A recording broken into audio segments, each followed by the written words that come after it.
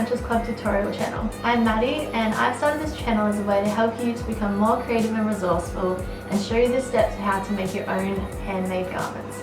So today I'm going to be taking you through the steps of how to make your own culottes. And they're nice just fitted pants that you can easily dress up or dress down and will fit into any minimal nice wardrobe.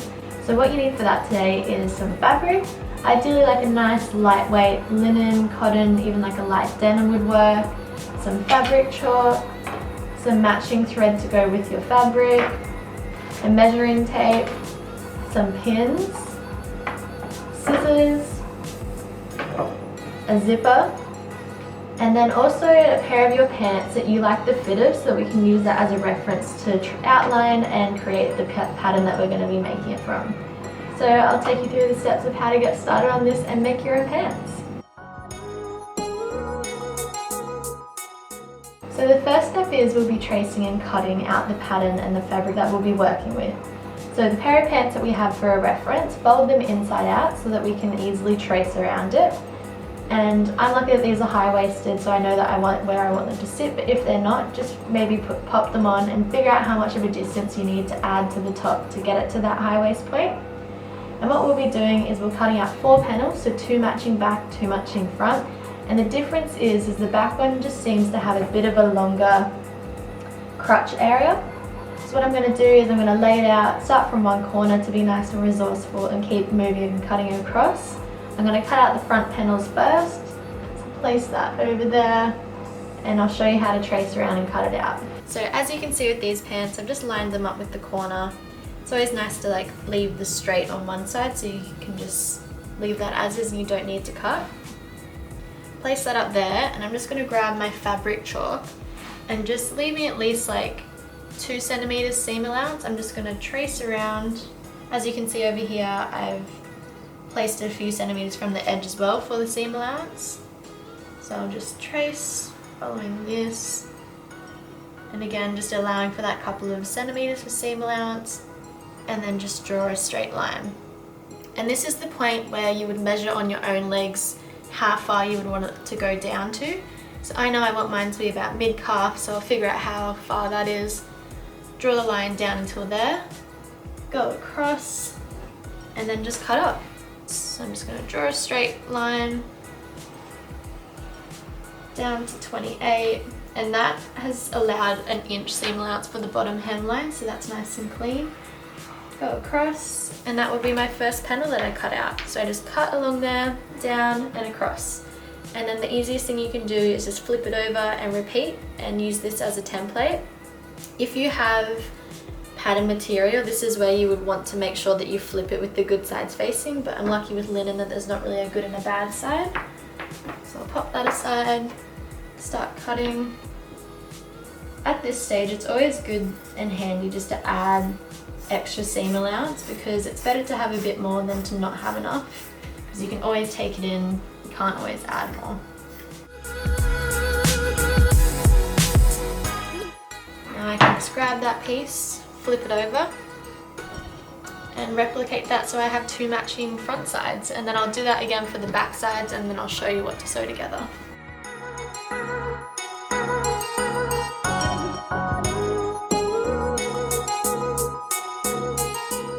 So I finished cutting out all 4 pieces. I've got my 2 matching back sides, 2 matching front sides, and now we're up to the sewing and joining part. The leftover fabric I've just put aside, as we will use this at the end to create a nice little interfacing, just so it's a nice clean finish. But for now, I'm going to show you where we sew. So we face our 2 matching panels, good sides together. Again, with linen there's not really a good and bad side. And we're just going to sew up the crotch and along this point. So we don't sew any of the other edges, just around the curve and up to the top. So you can pin this in place, but I'm just going to go for it. But I'm just going to sew down there and I'll show you how it turns out.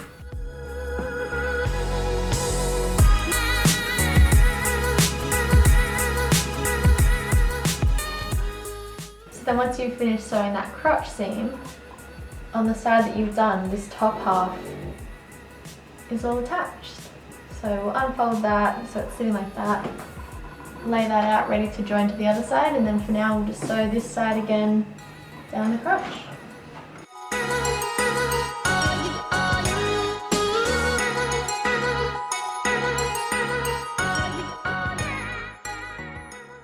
And again, now that I've sewn down there, I can unfold it, and you can see that the back side and the front side are now forming. I'll show you how to join them and insert the zip as the next step. So now that we've sewn down the crotches and each side is ready to start sewing down the seams, we're going to do it in stages. First of all, we're going to attach the zip. So there's many different ways that you can do this. If you have your own preference, just do that, but this is how I like to do it. So grab the zip, we've got this panel, whether it's the back or front, doesn't matter, just choose one side to begin with. Face that good side facing up, and then grab the zip, and we're going to place that good side facing down with the edges flush. And what we're going to do when we sew is, if you have a zipper foot, pop that in place. I'm just using mine because I'm lazy and can't be bothered to change. And we're going to sew along the edge and on the outside of the zipper, so when we flip it, it reveals like that. So I'll show you what I mean. Again, you can pin this in place if you prefer that, or do whatever you want. Undo the zipper so that's out of the way, and then we'll move it again later. But just lay that under there, pop this down, do your back stitch, and just sew along like normal. So when we get to this point where the zip is, you can either just stop it and start again, or leave the foot in, lift the foot up, and just kind of push the zip up past it. Obviously this is where a zipper foot comes in handy, but like I said, I'm too lazy and can't be bothered changing to that foot, so I just leave it on the normal one, and then I just continue sewing.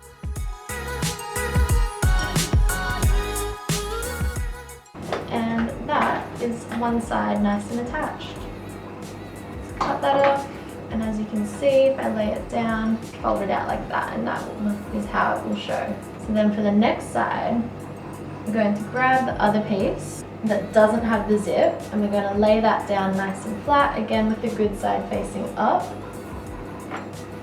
Then we grab the side that we've already attached the zip, flip it so the good side is now going to face down on that, and we work on aligning this and doing exactly the same process where we line it so it's about 1 centimeter with that starting point up from the top, pin it or just place it in place, and we'll just sew down there. And then when we fold it all out, it'll be a nice hidden zip, and then we can just finish up the rest of the seams. So I'm just going to do the same thing where we have the good sides facing for the zip and the fabric that we're attaching it to.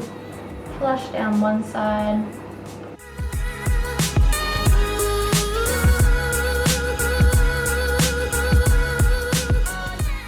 So now we've partially joined both sides. As you can see, when I flip it out now, it's joined by the zip on one side.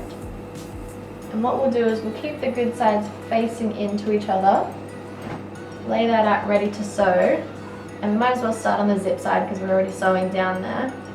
And just past the point where the zip ends, we're going to fold it underneath and start sewing from there. So you'll see the point that we finished before. We're just going to start sewing from there, pulling away the tail of the zip so it doesn't get sucked under while we sew, and then just sew the side seam like we normally would. So we find that point, align the side seam to the good side facing in, and we just sew down the side seam. And this is the point where you want to figure out if you want to have a split in the side and how far up you want it. So I know I enjoy my splits about like 10 inches from the bottom, so I'm just going to put a pin in place there to remind me to stop, and then I'll just sew down the side seam to there.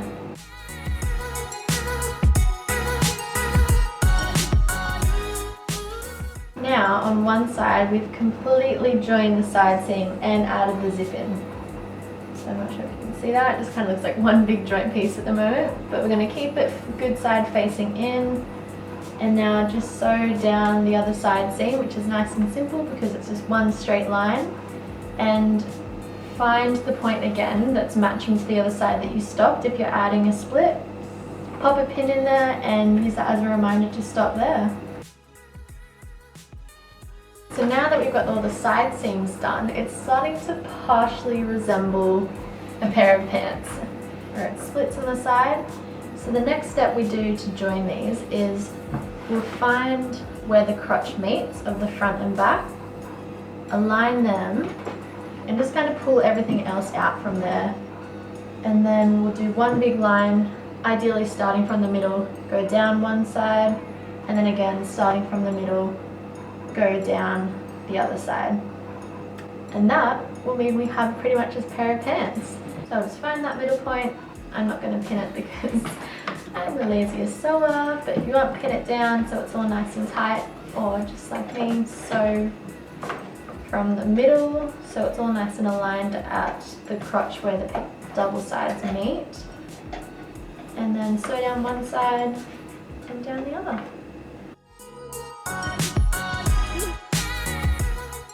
And with the whole split situation, we just leave the splits on the outside. Again, personal preference, but I'm just going to fully close the inside. You can mirror the split and have it on the inside as well, but it's up to you.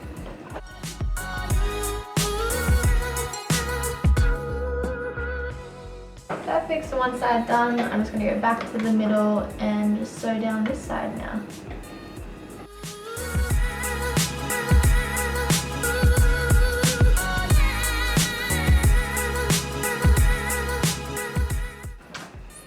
We've now got the side seams attached and the inner legs. So now when we move it around, it kind of actually forms the shape of a pants.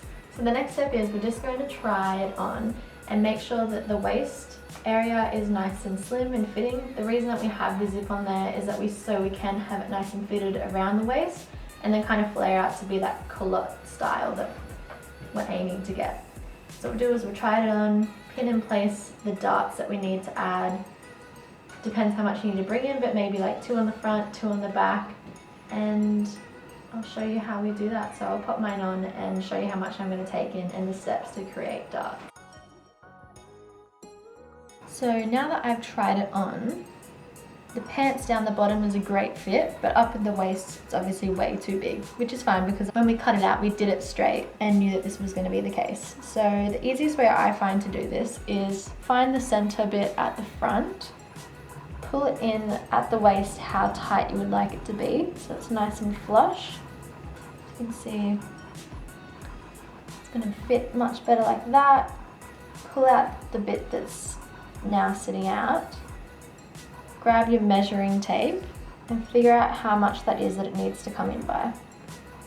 So mine is 8, which ends up being perfect because if we do 4 darts, that means I'll do 2 inches there, 2 inches there, 2 inches there, and 2 inches there, which overall brings it in by 8 inches, but it just evens it out and makes sure that it sits nice and flush to my hips and my waist.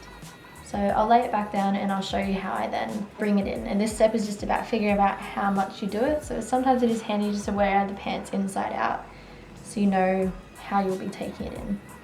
So I'll show you the next steps of how to then add the darts in. So now that we've figured how much we need to bring it in by, we're going to then delegate an amount to each panel. So by panel, I mean for the front and back, we had 2 panels.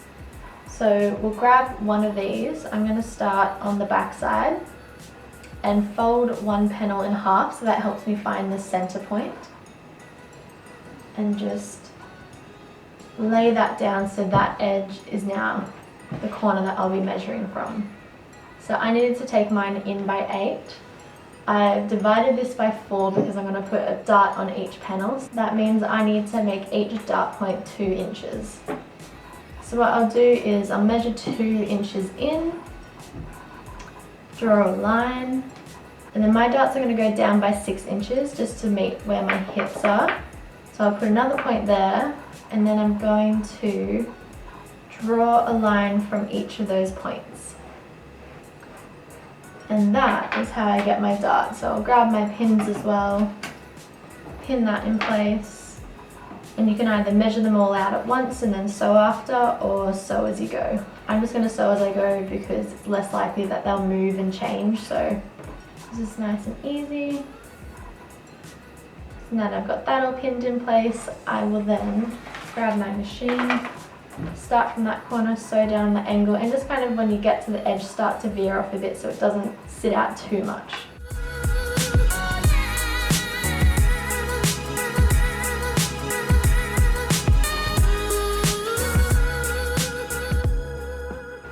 so that first dart has been added in. When you unfold it, you'll see that now there's a line that's been added to the top of that panel. And it's just an easy way to make sure that everything's nice and tucked in and fits your body shape better.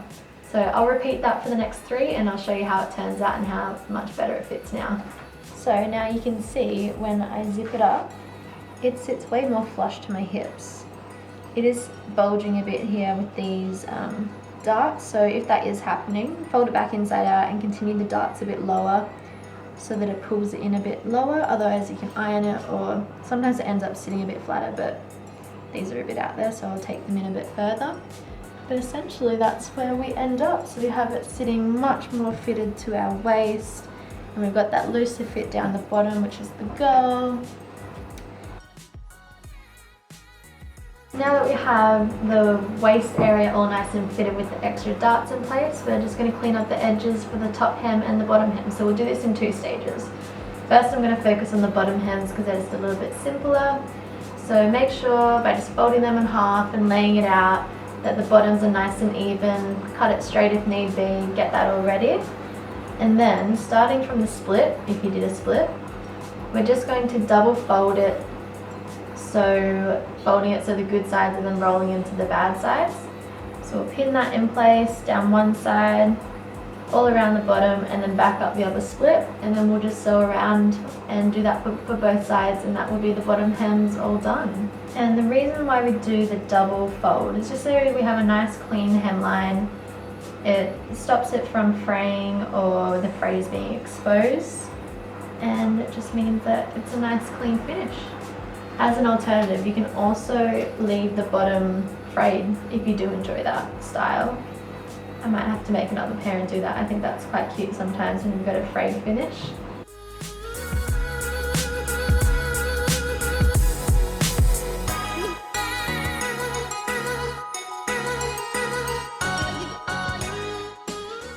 So now that the bottom hem and split is all folded and ready to sew, I'm just going to start at one edge of the split, sew down across that, all the way across the bottom, back up the other side of the split, and then where that split opens, I'm just going to do a little bridge across there and do a back stitch that holds it in place and stops it from splitting further.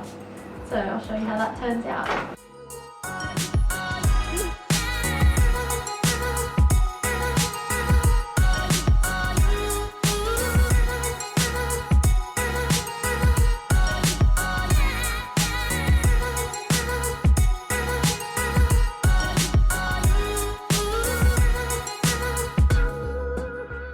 So now we really have a pair of pants coming together. We've got the bottom hems all cleaned up, the sides, 2 distinctive legs, and the finale is we're just going to clean the top.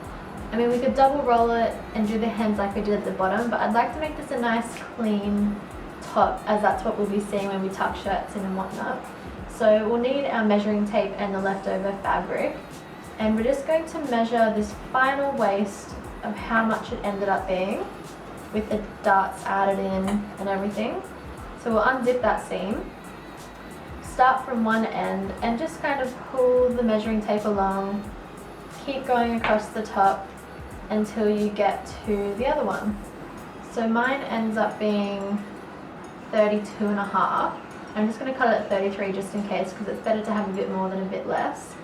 So what I'm going to do now is I'm going to cut a rectangular piece out of this leftover fabric. So it's that full waist length, and then we're just going to make it about 3 inches wide, and it's just going to be a panel that sits on the inside. It will be a nice clean finish for the top hem. So I'm going to cut out my piece. Perfect, so I've cut that out, I've put my extra fabric aside, and now I've got my little waistband that's just going to be added on the inside to make it a nice clean finish. So I'll grab my pants. And we've got them with the good sides facing out. And then if this was a pattern or a fabric that did have a good or bad side, you'd match it from that point that we started measuring at the zip corner, and just pin it across the top and do that all the way around. So So it's conveniently started raining, so if you can hear those sounds, I apologise. But now that we've got that all pinned in place along the top, all we're going to do is just sew across there, flip it so the good sides are revealed, and it will be all nice and clean. Perfect, so now that's all sewn in place. You just flip that little panel that we added, so it's now sitting on the inside. And you'll see that the top half is now all really nice and clean, with no hemline showing. Now, two ways that we can properly finish this off is we can add a little line about like a couple of millimeters all across the top, so it keeps it nice and flush and just clean on that top bit. Otherwise, another technique is in each of those dart points in the seam lines, we can do a thing called where you like stitch in the ditch, where you just sew a line so it's hidden within the existing seam, and that way it holds down the panel underneath and then you don't see any hemlines. So I'm going to attempt that. I'll show you how that turns out, and then it's a finished pair of pants.